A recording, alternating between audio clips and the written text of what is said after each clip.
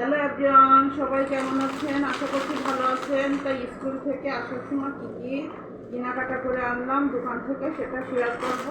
এই যে less chips আনছি, একটা পাউরুটি, একটা এই যে বিস্কিট, মামা বিস্কুটের বড় প্যাকেট,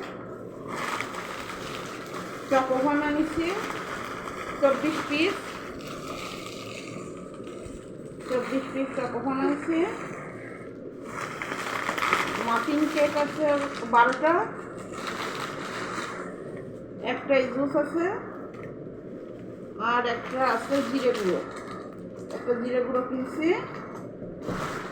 এই যে আর একটা আরসি লেমন, ছোট ছেলে খাবে। আর আছে 20টা ডিম আছে।